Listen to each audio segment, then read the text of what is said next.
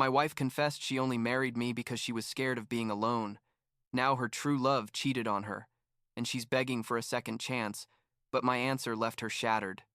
I'm 26 years old. I work at a tech company doing technical support, and 6 months ago, my life completely changed because of a conversation I should never have heard. I still have trouble processing everything that happened, you know? Because when you marry someone, you assume that person chose you because they really love you, not because you were the only option they had left. But anyway, I guess I should tell the whole story so it makes sense.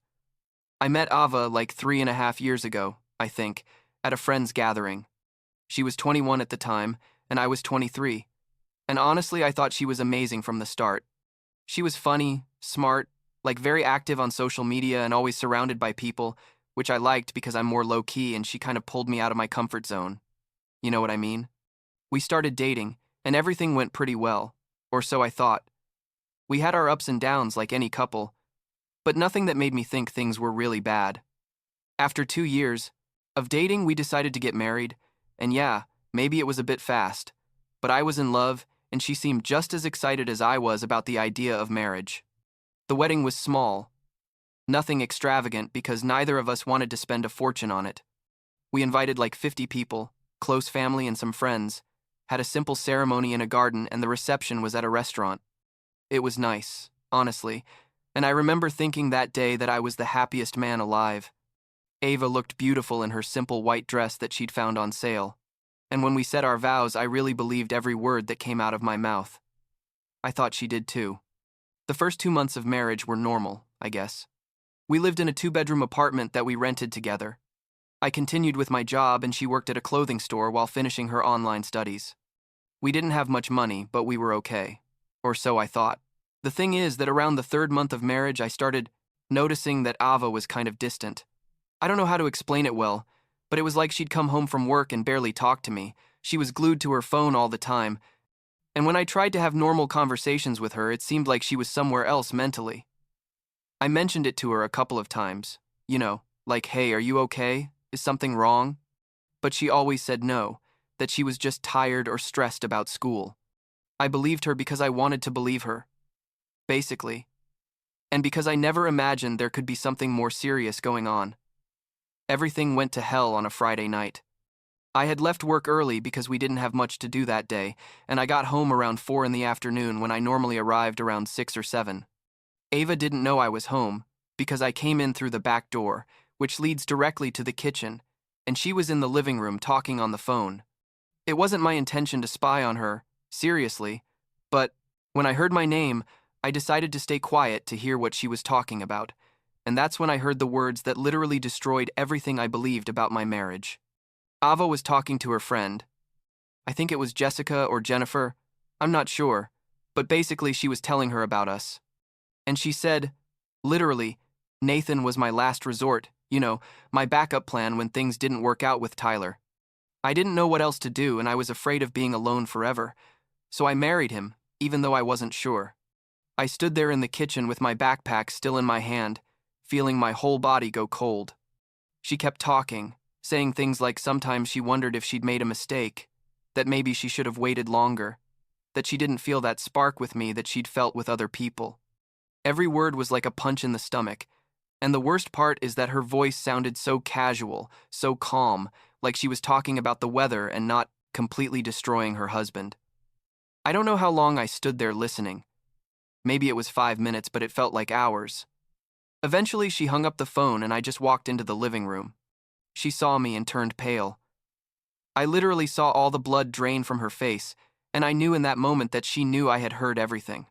She didn't say anything at first. She just looked at me with those big eyes like waiting to see what I was going to do. And I, honestly, didn't know what to do. Part of me wanted to scream, another part wanted to cry, another part just wanted to run out of there and never come back. In the end, all I could say was, "Is it true? Am I your last resort? Your backup plan?" And she immediately started crying, saying it wasn't like that I had misunderstood, that she was venting to her friend, and the words came out wrong. But I told her to repeat exactly what she had said, word for word, and she couldn't.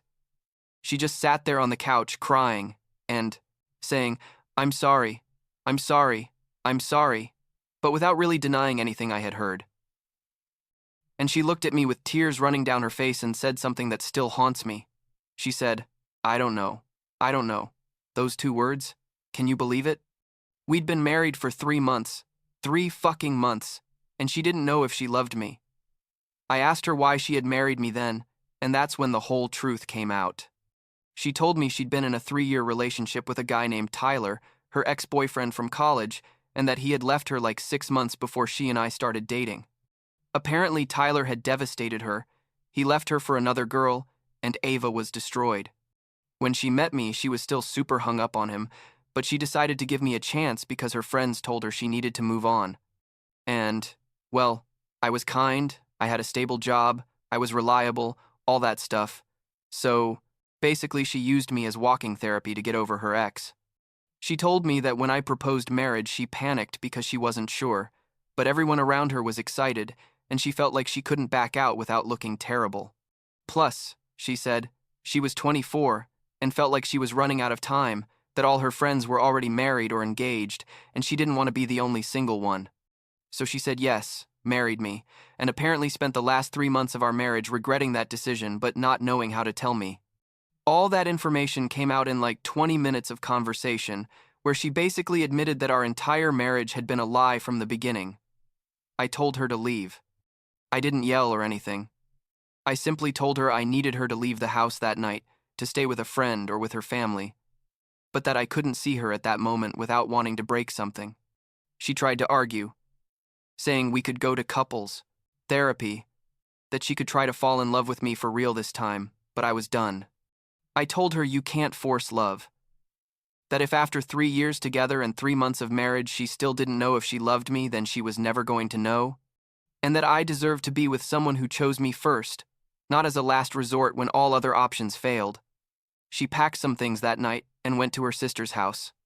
I stayed alone in the apartment, feeling like my whole world had crumbled in a matter of hours. The following days were horrible. I barely slept at all that weekend. I called in sick to work on Monday because I couldn't even think about leaving the house. My parents found out what happened because my mom called, and I ended up telling her everything through tears. And she and my dad came to stay with me for a couple of days. My mom was furious with Ava, like angrier than I'd seen her in years, and my dad just kept saying he was so sorry and that this wasn't my fault.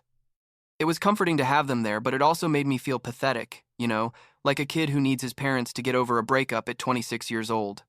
I hired a lawyer that same week, and we started the divorce proceedings. Ava tried to contact me several times, sending me text messages saying we needed to talk, that she was willing to really try, but I didn't respond to any of them. My lawyer told me that was best, that any communication with her should be through lawyers at this point. It was strange, like going from being married and living with someone to treating her like a complete stranger in a matter of weeks.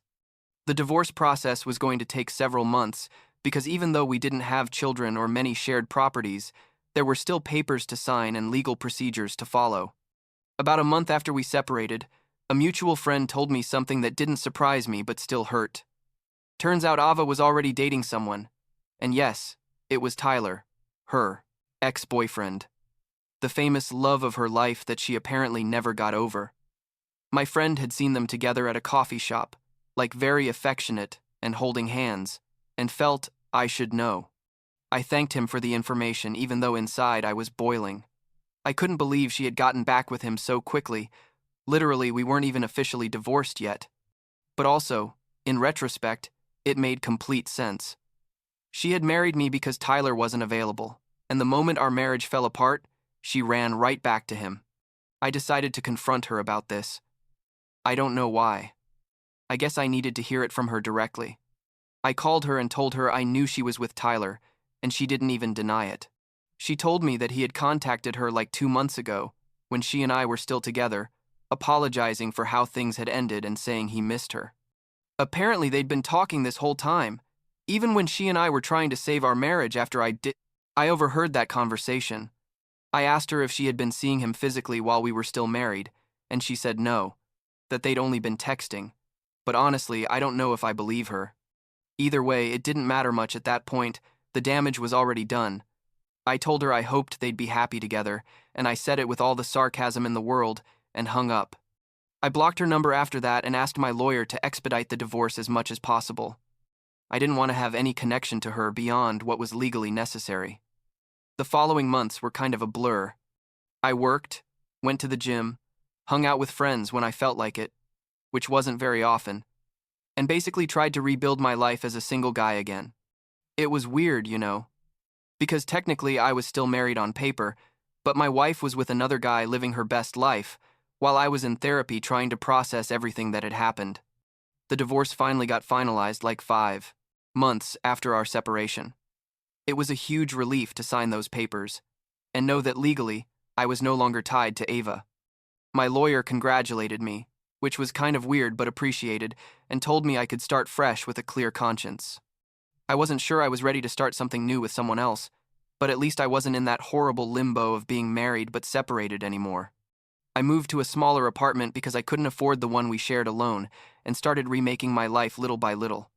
And then, like 2 months after the divorce was finalized, I received a text message from an unknown number. It was Ava. She had gotten a new number or was using someone else's phone. I don't know. But the message said she needed to talk to me urgently. I almost didn't respond. In fact, my first instinct was to block that number too, but something made me ask her what she wanted. She said we could meet at a coffee shop near where I lived, that she just needed an hour of my time, and please, not to ignore her. Against my better judgment, I agreed. I think part of me was curious to know what could be so urgent that she wanted to see me after everything that had happened.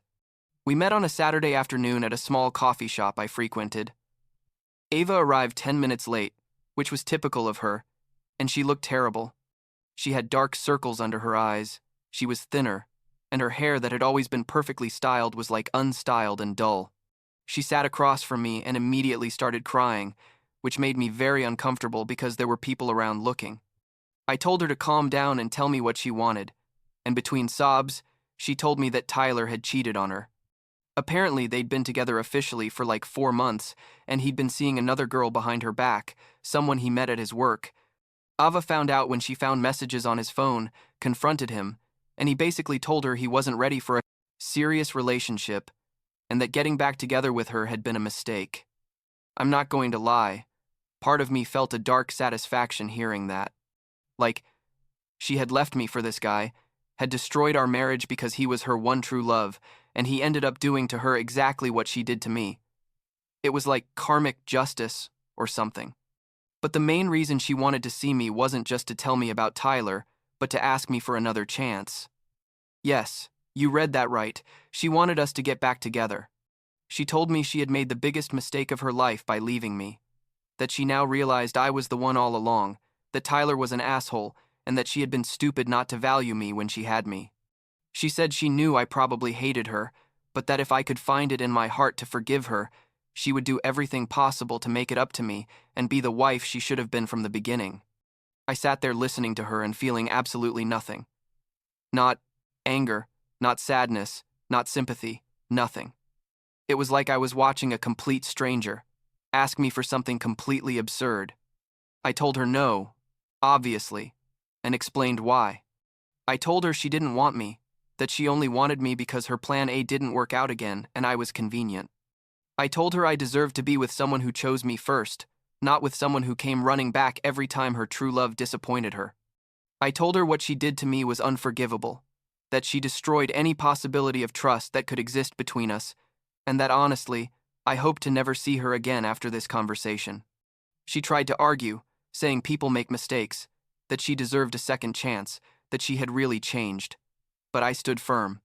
I got up from the table, left $10 to pay for my coffee, and told her I wished her the best in her life, but that didn't include any kind of future with me. I walked toward the door and heard her calling me. Nathan, please. Nathan, wait. But I didn't turn around. I walked out of that coffee shop and felt like a huge weight had been lifted from my shoulders. For the first time in months, I felt truly free. It's been like 3 months since that meeting at the coffee shop and I haven't heard anything more from Ava. I heard through friends that she moved to another city, I think to live with her parents or something, and that she deleted all her social media. I don't know what she's doing with her life, and honestly, I don't care. I'm okay now. Better than okay, actually. I started dating again. Nothing serious yet because I'm not in a hurry. But it's been nice to meet new people without all that emotional baggage from the past. My job is going well. I got promoted recently to a position with better pay, and I moved to a bigger apartment in a better neighborhood. Things are falling into place, I guess. There are still days where I think about everything that happened and wonder how I could have been so blind. The signs, they were probably there all along, but I didn't want to see them because I was in love, or thought I was. I learned a lot about myself in this process, like that it's okay to set boundaries and walk away from situations that aren't healthy, even if that means being alone for a while. I learned that your worth isn't determined by how much someone else values you, and that sometimes the person you thought was your future was just a lesson you needed to learn. It sounds cliché, but it's true. Last week, my sister asked me if I could ever forgive Ava, like really forgive her without resentment. I told her I wasn't sure, that maybe someday I'll be able to look back on all this without feeling anything, but that for now I'm simply focused on moving forward. I don't need her apology to close that chapter.